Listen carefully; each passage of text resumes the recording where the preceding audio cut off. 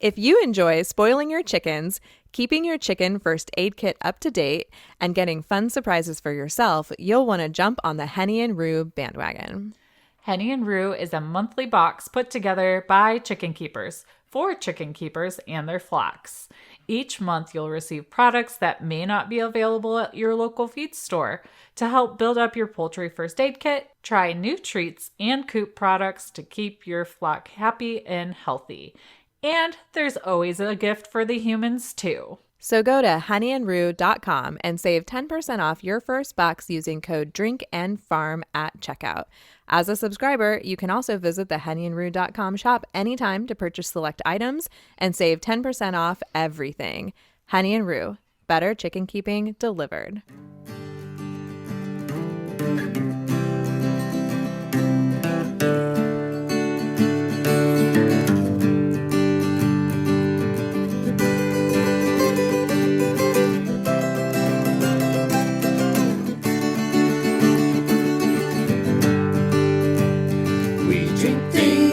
Farm things, we drink and farm things. Oh, hey there, Sam. Oh, hey, Beth. What you drinking over there? You're going to like this because it totally fits with our theme today. Oh, yeah? And you can laugh when you get it. Okay. It's a Brewdog Punk IPA. Do I get it? I don't know. You know, we're talking about some pretty punky creatures today. Okay. Now I get it. Sorry that my brain was just not ready for your quick wit today. You know what? I should have known that was going to land that way because I told it to my husband and he didn't laugh either. So maybe it was just a bad joke.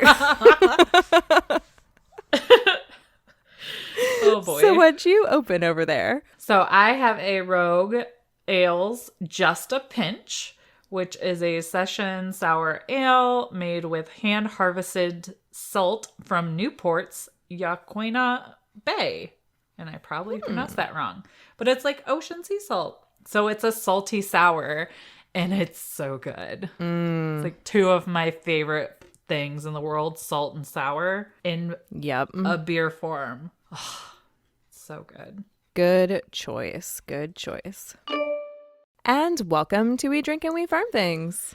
This is the farm comedy podcast that is an adult happy hour for the farming community, from hobby farmers to large-scale real deal farmers. We drink adult beverages, talk about the ups and downs of farming things, and give zero clucks about not having the perfect farm life. We keep it real with you, ensure the mistakes we've made, and the new knowledge we gained, so hopefully you don't feel so alone in this farm thing. And sometimes we go off on non-farming related tangents, but we cut a lot of those and stick them up on our Patreon. And this episode's outtakes are exclusively for our Patreon peeps. So go to patreon.com/drinkandfarm and check that out. And if you're not a Patreon, we highly encourage that. You can start at $2 a month, or there's some other fun levels, like one that can get you a t-shirt every month. I mean, I really like t-shirts, so... Oh, I do too. I mean, obviously we like t-shirts. We come up with a new design every month.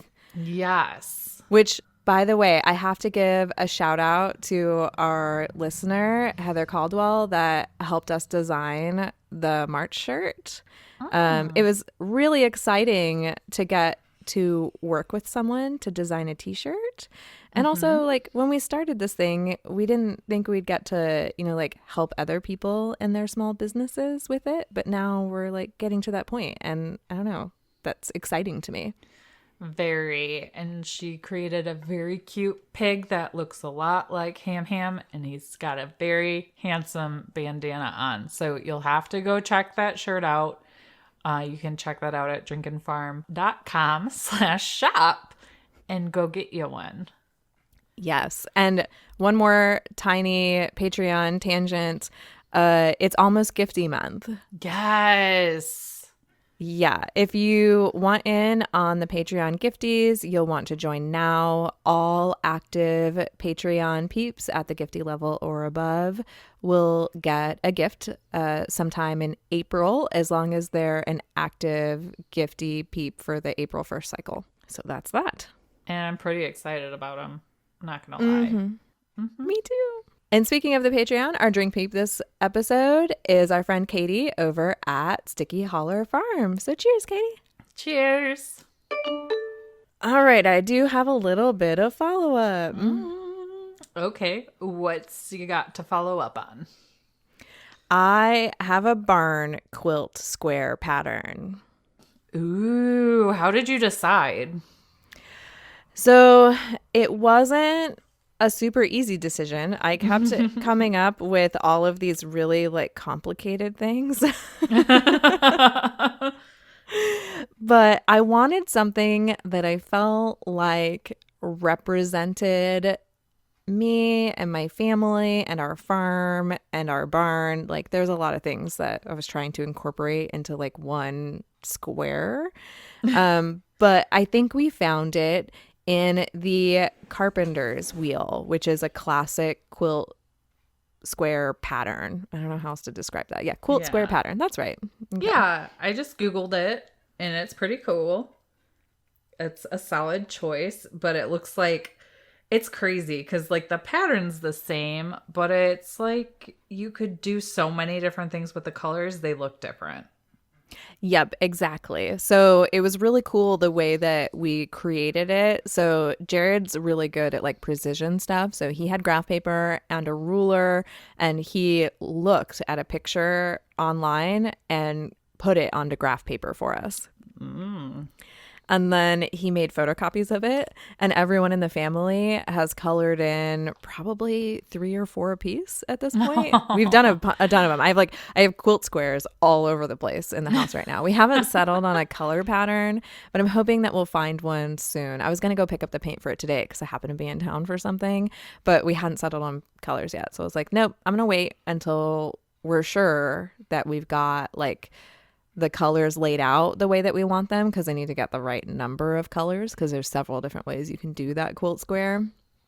And then once we've got that, I'll go buy them and hopefully we can start getting it put together. Sounds like fun. Yeah. And we're going to do it the old school way with the wood and polyurethane. So in no time, it's going to look properly weathered and I can start telling people that my great grandfather like brought it over from Germany or something. Oh, that's funny. I like a good story behind a work of art. Right? So do I. So instead of just telling people that we cheaped out on materials, I'll tell them it's old. There you go. So this week, we have a rather interesting topic, I would say. And I know you're probably all just dying to know after Bev's bad beer joke what exactly we're going to talk about.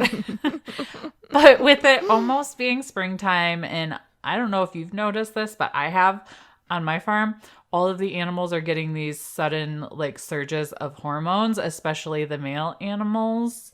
And I started noticing it in my roosters today too, as well as my ducks. So that just means there's going to be lots of duck dick flying around soon. But today we want to talk about how many roosters is too many roosters, what to do with rude roosters, and how Bev is solving that too many roosters problem on her farm. Yeah. So now if anybody didn't get the joke, I picked a punk IPA because the roosters are pretty punk right now. Or at least they are on my farm. Yes. Yes, they are. And mine haven't been too bad. Diablo, our crusted Polish, he started getting a little cocky with me today. So I feel like because it's going to start warming up, we're going to have like 40s. We're going to touch over 50 a little bit this next week. They already sense it coming and the snow is melting and we're going back to mud farm mode. So it's like I'm convinced they're just, because the ladies have started laying again too, they're just starting to do their job. Mm-hmm. Yeah, exactly. And, you know, I call roosters punks, but it's not because I don't like them. It's because the way that they behave is just part of their biology. Yes. So we're going to cover that today. And since we're partnering with the hatchery, My Pet Chicken, this year, we thought it would be fun to see if they had any articles that could support the conversation. And they totally delivered. So quick shout out to MPC for their wealth of information. And if you're looking to grow or start your flock this year, go to mypetchicken.com/drinkandfarm to let them know we sent you when you go check out their wide variety of poultry that you can order. Yes. So, as we have established, roosters can be pretty aggressive. But why are they aggressive? Because cock is in their name. See, and I always thought cocky came from acting like a rooster. Does it not? I mean, I think it does. Okay. I think it does too. It would make sense because roosters can just be dicks. But it's important to remember that they see themselves as protectors for their hens, so they may not take kindly to something that scares the girls or causes them to squawk. Basically, it's their jobs to be a-holes sometimes. Yeah, and if you spend any time out there with your chickens and you have roosters, you'll see this behavior displayed pretty clearly. Like, I always use a bucket to feed the goats, and one time I accidentally swung it just a little too far towards the chickens, like while I was walking, and a rooster saw and came and went straight for the bucket. It was really interesting. He didn't go for me. He went for the bucket, and I was like, "Oh, whoa, dude! I wasn't trying to hit your hens with it. I got too close on accident, while I was walking by. Sorry."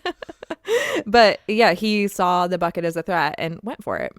Yeah, and not only do they watch for ground predators like buckets or dogs, but they also look for dangers from above like hawks. So something like carrying a feed bag over your shoulder or taking off a hat quickly could cause their protective instincts to kick in, especially when they're young and they're still trying to learn all of these feelings that they're having inside.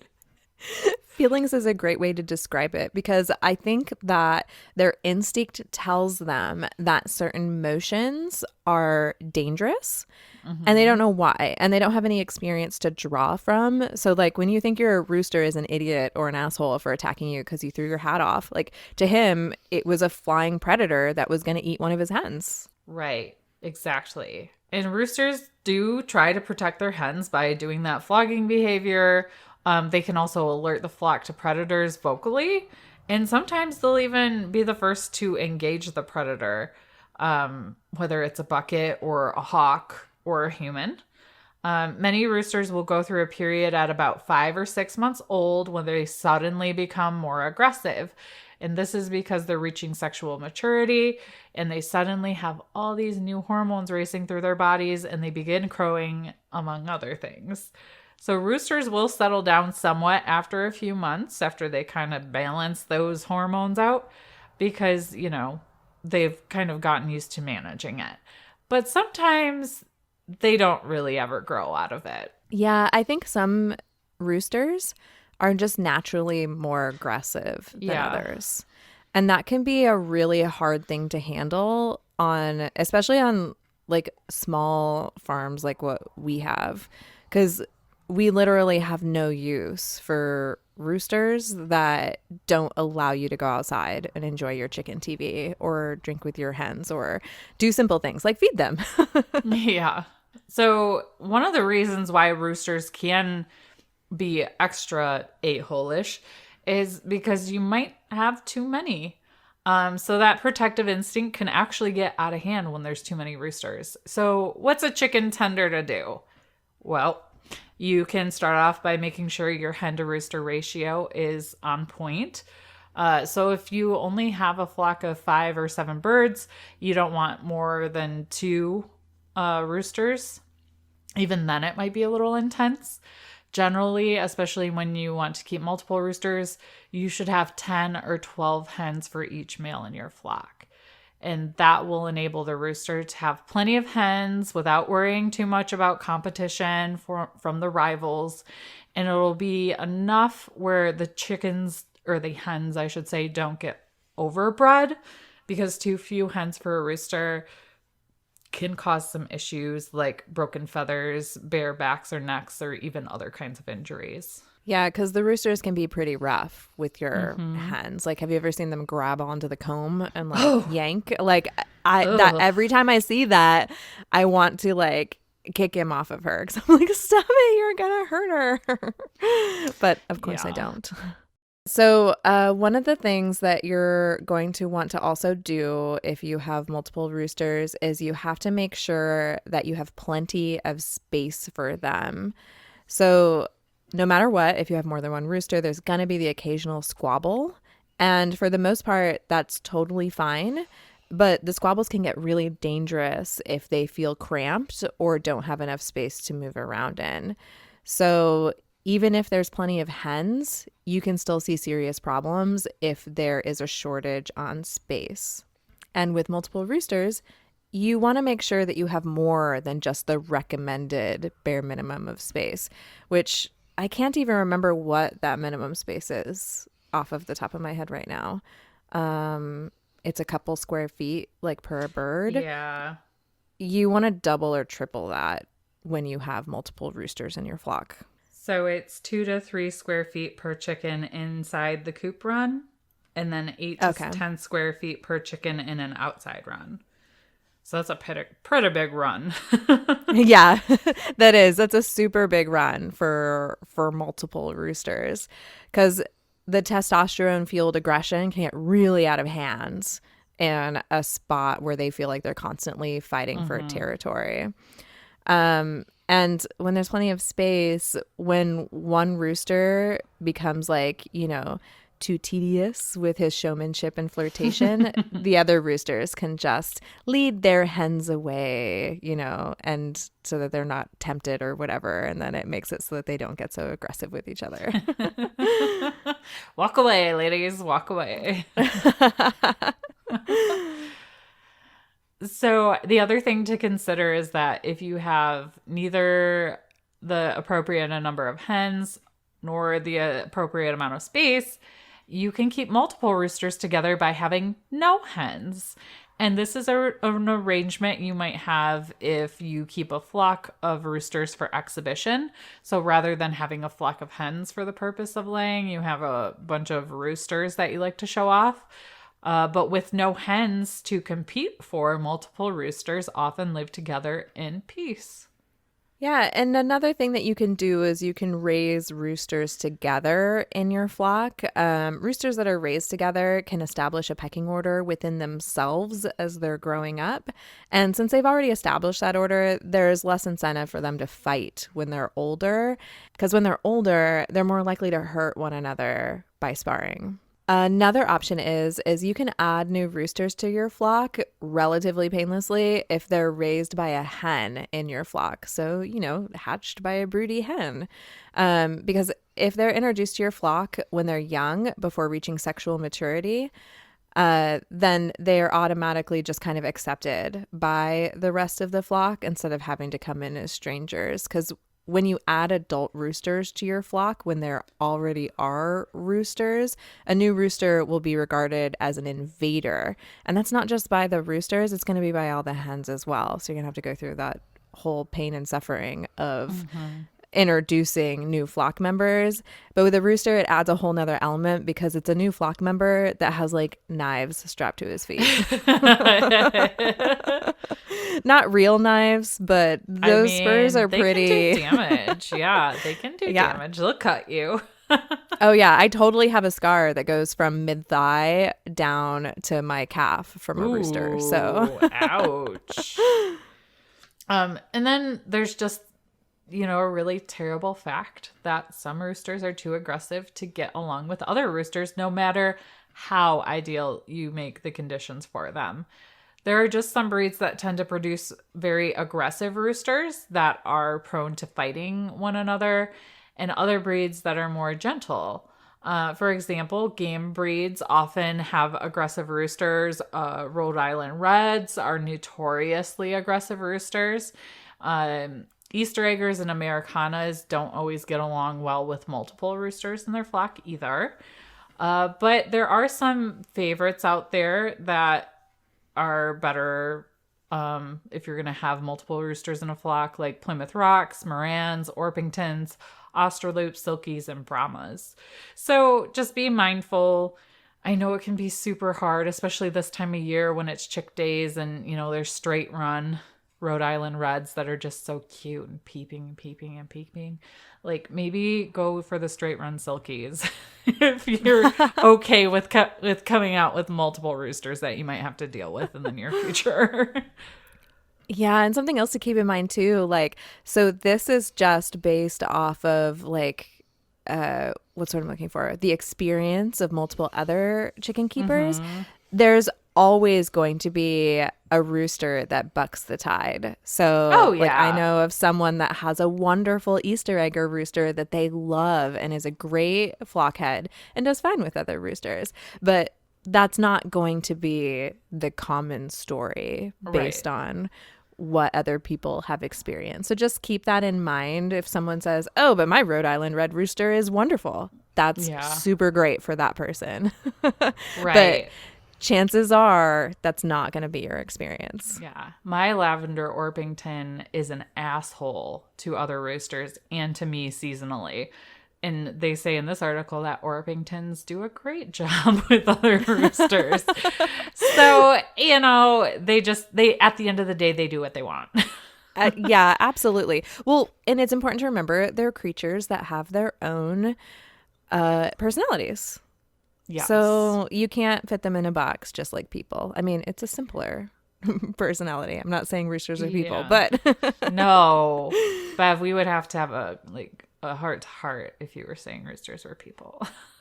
Yeah, especially because of what I've done with my roosters. So yeah, but there are ways to deal with an obnoxious rooster situation. If maybe too many isn't your issue. So one thing you can try to do, and this technique has been pretty hit or miss for my flock, I will say, but it's worth a shot.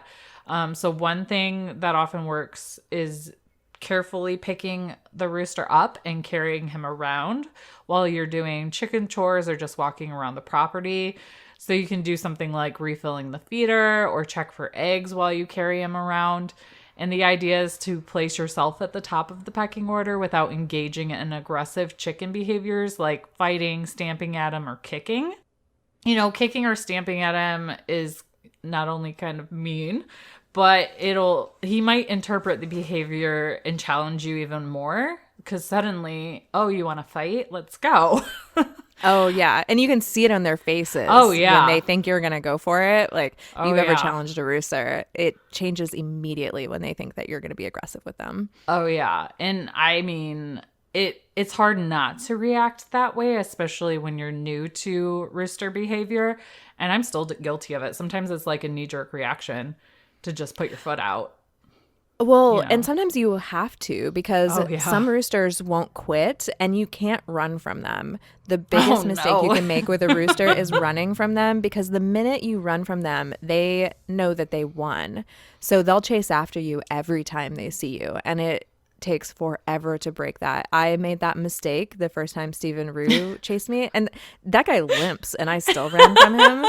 And then I think it was like 6 months of going out there with a snow shovel, like to block him from getting at me because he was ruthless after that. And then he eventually calmed down, but it took way more work because I ran from him than it would have if I had just stood my ground and gently patted him away. But honestly, it's really hard to gently love tap a rooster with your foot while it's attacking you. Chances are you're going to do a couple of hard punts because that's just, there's a lot of adrenaline and it's scary.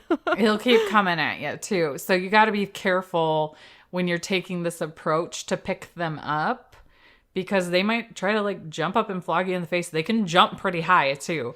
So you want to make sure maybe they're distracted by some grubblies or something while you're trying to pick them up. Good advice. And in fact, so I've tried this picking up method in my flock as well, but because I had so many roosters, it was really difficult to like rotate through picking them up. And also they free range. And have you ever tried to catch a free range rooster? Oh, yeah. Unless they want to be picked up, which they probably don't because they're busy doing their job. It is really tough.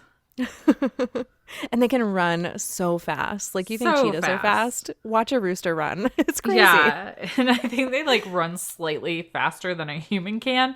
And then when it's this time of the year and everything's muddy, like somebody pull out the camera and send it in to America's Funniest Home Video because it's a sight to see. It is. So, Bev, I know that you've touched and hinted on like you have too many roosters. So, what have you been trying to do to create more kumbaya on your farm?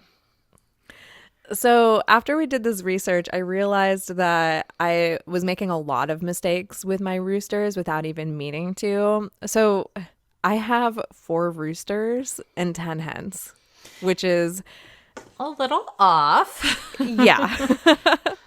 But I hatched all of my roosters. That's how I ended up with them. So, like, first of all, I felt like they were my responsibility because I hatched them. So it was like, I'm not going to try to send them off to a sanctuary where I think they're going to live this great life, because they're not. Sanctuaries are overrun by roosters as well. So, like, taking that approach is just kind of like taking the problem of too many roosters and just transferring it to somebody else. And, like, I genuinely like my roosters. Like, they're all really pretty. I like their crow. And we have a pretty good thing going now because the roosters don't attack me, because I have finally figured out how to respond to them and react and behave around them in a way that doesn't elicit them like running across the yard at me. But that's only true for me. That is not the case for everybody else. So, like, my 8-year-old can't go outside and play anymore.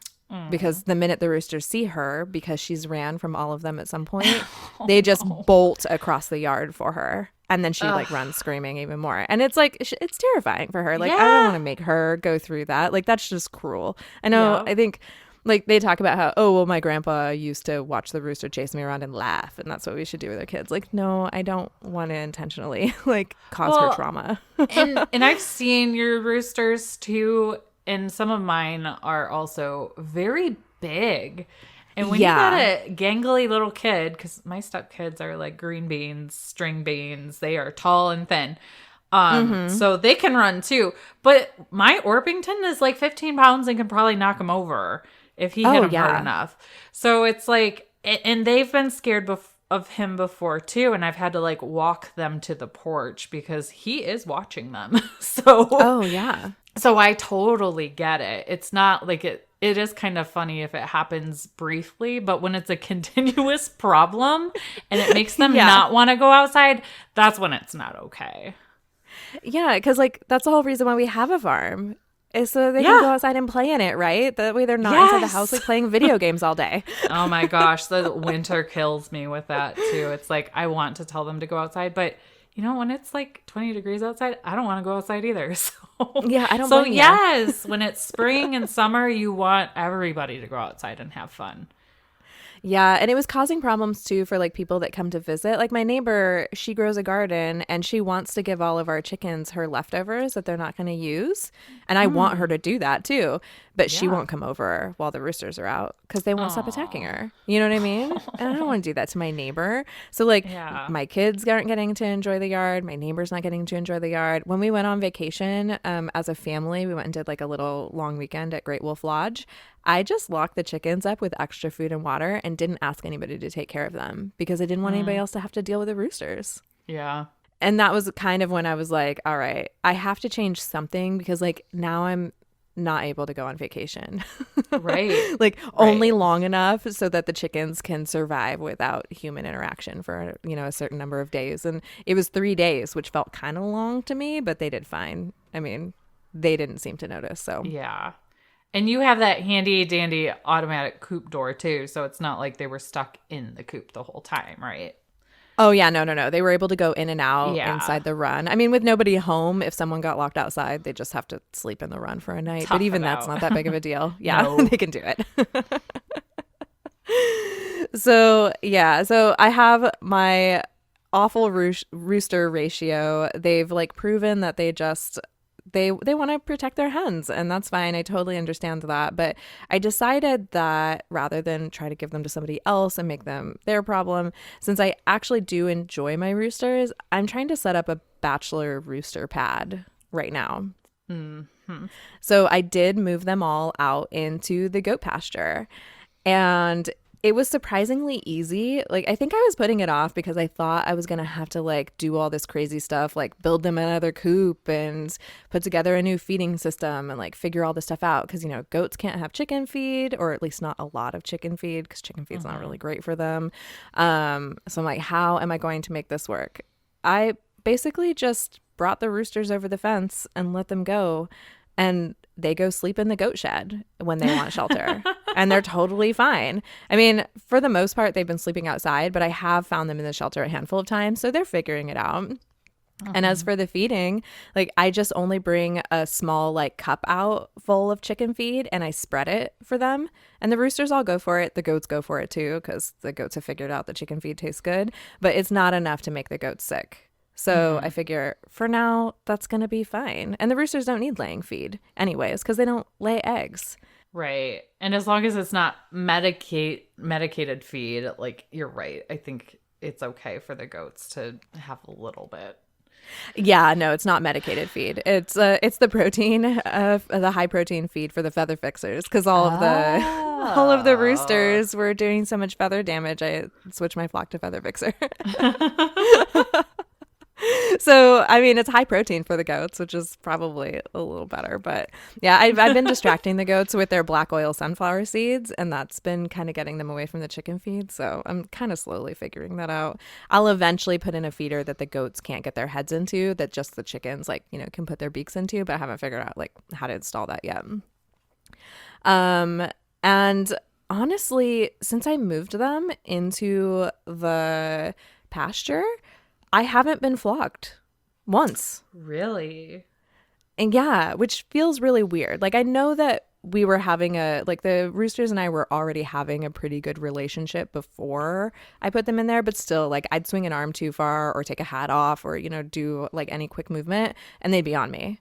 But now I can hang out there and not one of them even acts like they're going to come and flog me. Even the one that keeps getting out, we have two roosters that keep getting over the fence. So we've been trying to figure out how to keep them in, because the hens are locked up from free ranging until we figure out how to keep all the roosters in. Because now that we've separated them, we do not want the roosters to think that those hens are theirs anymore. Oh, okay. So the hens are staying locked up until I can figure out how to get everybody to stay in the pasture, which leads us to our next topic of discussion, which is clipping wings. Yes. So I've never done this before. I've thought about it because some of my bantam chickens can be quite naughty and fly up to the top of Cluckingham Palace, which if you've seen pictures of that before, it's like a shed.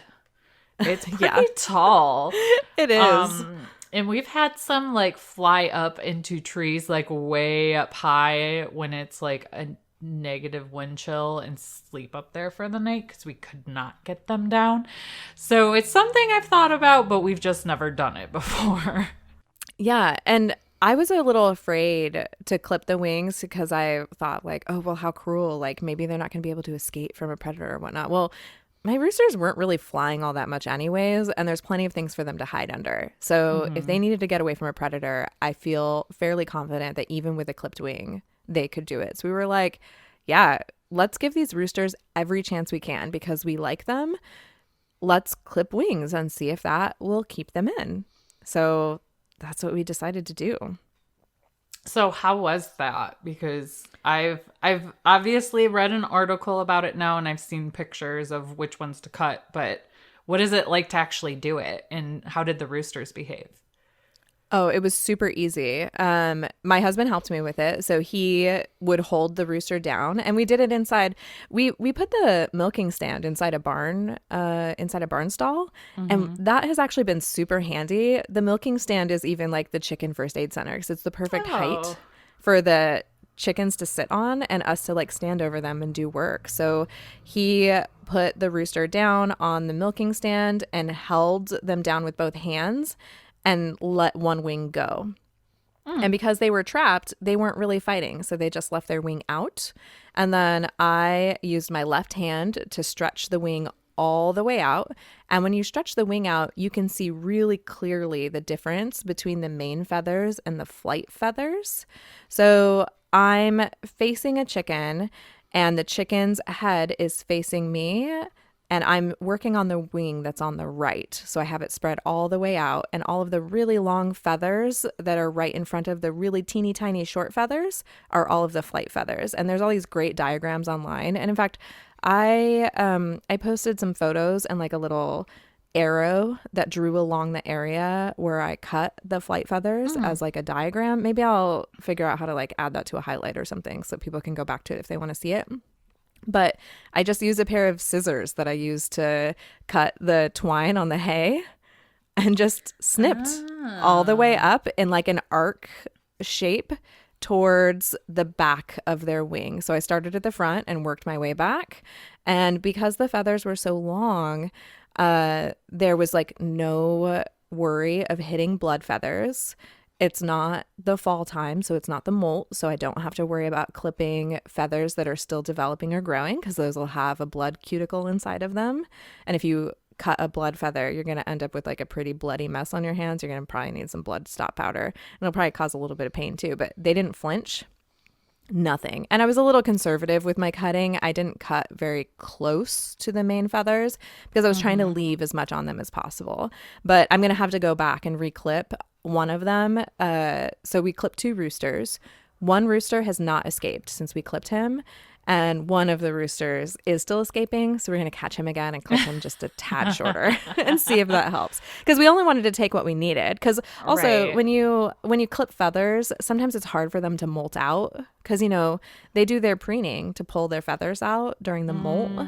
And when the feather's shorter, they don't have as much like grip or space to get a hold of it. So sometimes those can be kind of hard to fall out. So you might need to help remove those feathers that have been clipped come fall time.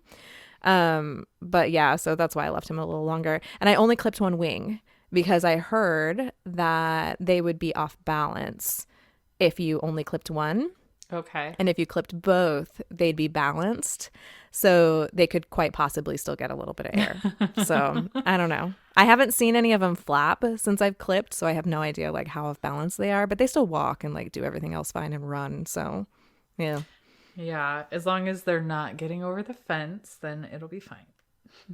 Yeah, that's all I want from them is to not get over the fence. So I'm going to clip this one again. And then if I still can't figure out how to keep them in, I did figure out where they're getting out of. It's the gate. We have like a, I don't know how to describe it. Like it's a mesh gate so that the goats can't get through it. But then there's like an arc bar on the top of it, and it's short enough that they can flap up to land on the lower part of the gate, and then they flap up again to get on the top of the gate, and then they can just walk across it and get to the fence and then get over it. Yeah, I found chicken feet prints on the gate. So that's how I discovered how they were getting out. I was like, why is there mud all over the gate? And then I looked, I was like, oh, those are chicken feet. You're just a detective, and I like it. Yeah, I was like, oh, well, now I'm not so mad at all the mud. So yeah, we hope that helps anybody else that may be suffering from the too many rooster problem. I know that when we extend our fence and separate the boy goats, I'm thinking of throwing some of our male roosters in there too, so it can just be one big bachelor pad. And then the flock that I'm going to get from my pet chicken at the end of April, I'm going to keep in the ladies area. So it'll be an interesting experiment when I get to try that out to see if they act a little more kindly towards me too. Yeah, I'm looking forward to, my husband came home and he went out to them and they didn't flog him either. So I'm feeling pretty positive about this change. And I think it's going to work because honestly, I don't want to have to dispatch these roosters because I do like them. Yeah. I wouldn't hesitate if I had one that I thought was like really actually going to hurt someone or just like never ever let off, because we have to put the people first on our farms and the enjoyment of our farms and our ability to do the work that we want to and need to do. So So there you have it. If you have any interesting rooster stories for us or any other advice on how to manage this situation that isn't a chicken rescue or put them in the crock pot, because we know those are options. We're looking for more creative solutions. Send those to us at drinkinfarm@gmail.com. And now it's time for We Can't Even Corner. Woohoo! Yay! So do you want me to go first? Do you want to go first? How are you feeling? let's have you go first. Okay, so I found this on Brad's Facebook, and Brad is the host of the TV show Coop Dreams, and obviously Coop Camp. But I saw this on his Facebook, and I was just scrolling, and I stopped because there's this picture and an article, and the article's title is "Photographer Captures Moment: Mother Owl Takes Baby Duckling After Mistaking a Duck's Egg for Its Own." Oh. And it's so cute. So you guys are gonna have to click the article in the show notes to see how cute this is. But I'll read some of the article. It says, on discovering the unlikely pair, the photographer's first thought was that the predatory owl might end up feeding on the duckling. But obviously that isn't true. It's not Oh my gonna gosh, happen. I just clicked on it. It's the most adorable Isn't thing I've it ever adorable? seen. Like, yeah, the little duck is like looking at the owl like, "Are you my mommy?" So wildlife sanctuary owners asked the photographer to try to catch the duckling so they could take care of the little guy or girl. But the photographer tried to do so. The duckling jumped out of the box, quickly waddled over towards a nearby pond, and hasn't been seen since. But thankfully, the evidence of the unlikely relationship remains and is sure to spark up conversations about Mother Nature for years to come. And I thought this was kind of neat. It goes on to say, although it's strange, it is not uncommon to find wood ducks in other nests. And this is because all living things are wired to reproduce and preserve their bloodlines. So the wood ducks takes this a step forward by not putting all of their eggs in one place, and often lay eggs in other birds' nests in the hope that some will hatch. So this is common. This isn't something that's commonly documented, but it happens quite often. So you could think of it as not keeping all your eggs in one basket. So they spread out their eggs. So there is an increasing chance of their genes being, carried on, especially if you lose an egg to a predator. And the owl's supernormal stimuli push them to nurture the egg without realizing that she's sitting on the wrong eggs. And although it's impossible to know what a wild owl may be thinking, but the parent might be thinking, oh my God, this egg is huge. We're going to have the best baby in the world. Direct quote from the article.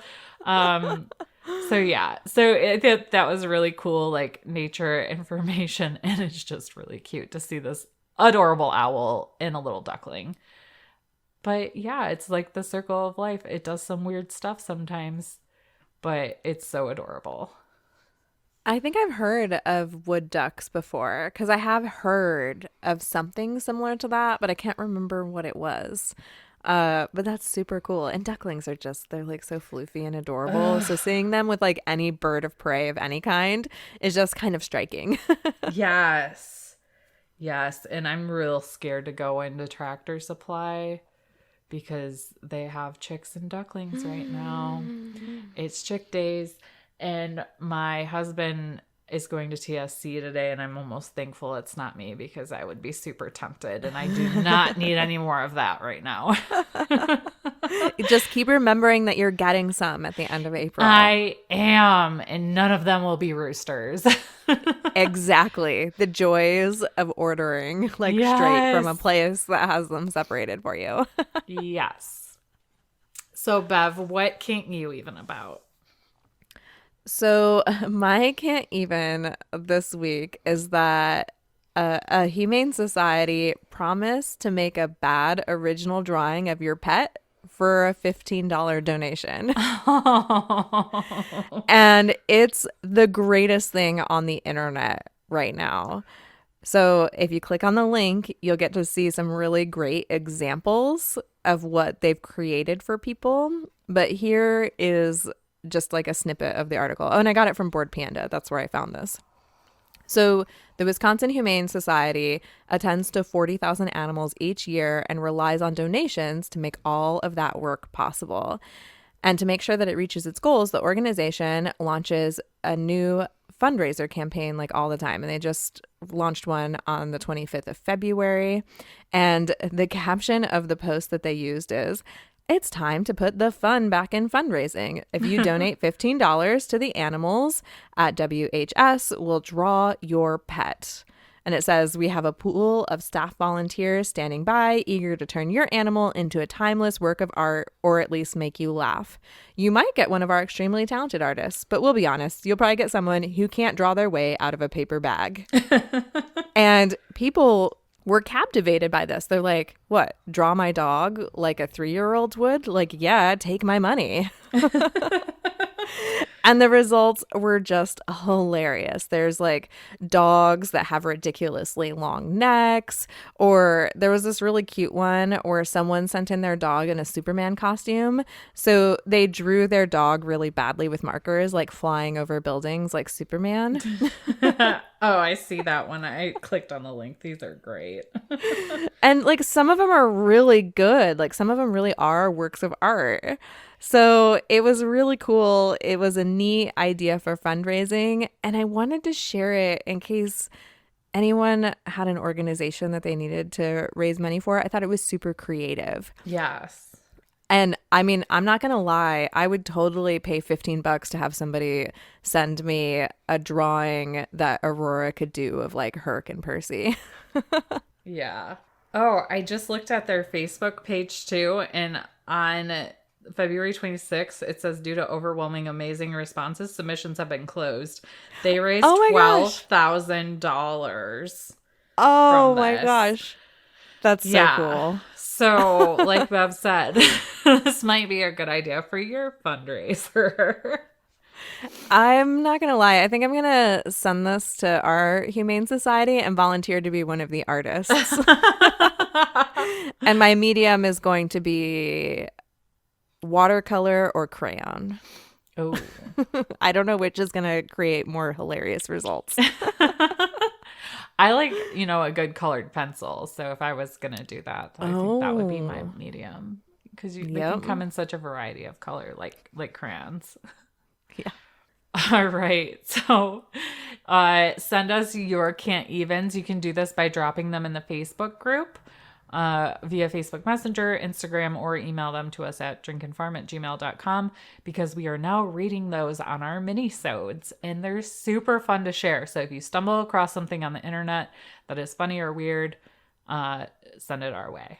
And be sure and leave us a review. We'll read our favorite Apple Podcast review of the week every week on an episode. And at the end of the month, we take all the reviews that we read and we draw a random winner and send them an awesome coffee mug that Sam makes that is not in the shop and will never be in there. Yes. And I do want to point out that I think the last 2 months I've messaged you and you have not gotten back to me. And I think it's because my message is hiding in your your messages because we're not quite friends mutually, or your account's private.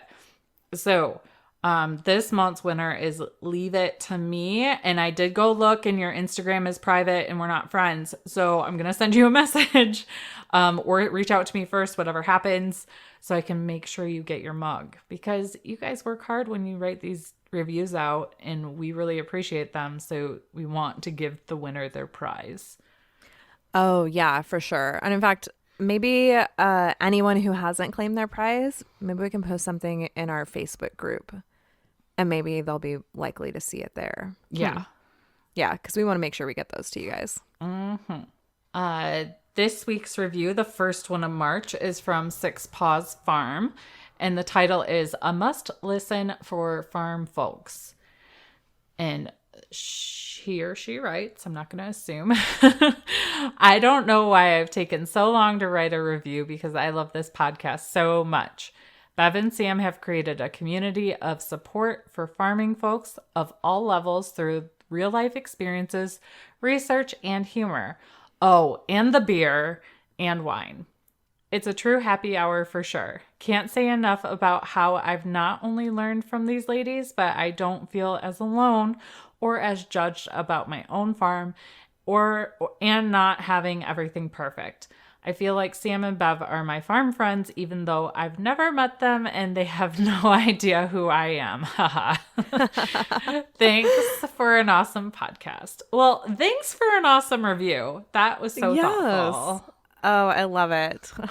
We really do enjoy those guys. And here's the thing. As soon as we get one and one of us notices, we screenshot it and send it to each other so we can read it. And we're always like, make comments like, that's so nice. Like, we have the best listeners. So it really does have an impact on us when you send these, and we do read them. Oh, yeah. Every single one. So just a few housekeeping items. Coop Camp 2020 is in Indianapolis, Indiana. Well, right outside of there. And it is June 5th through 7th. We will be there, which means you should be too, because we want to meet you. And be sure and hit the subscribe button and download the episode when you listen, because that helps more people like you find the podcast. And do us a favor and share this episode over on Instagram in your stories and tag at Drink and Farm. We will send you a promo code just for that episode that will give you a percentage off in our shop. And I've seen quite a few people over the last few weeks take advantage of that. So that is something we actually do. So take advantage. It is. Those are our savvy listeners. Yes. Make sure that you take a look at the show notes to find links to the articles that we discussed and a survey to tell us how we're doing and all of our social media goodness and our merch shop. Yeah, so thanks, guys. We hope you learned something new today that will make your life a little easier. Yeah, I think roosters are a problem everybody ends up having eventually in their chicken keeping journey, because it's just so tempting to hatch them or take the straight run. Yeah. So we hope that this helps you find a way to manage that just a little more sanely on your farm. Yeah. So until next time, drink, Farm, and give zero clucks. Bye, guys. Bye. We drink things, we farm things, we drink and farm things.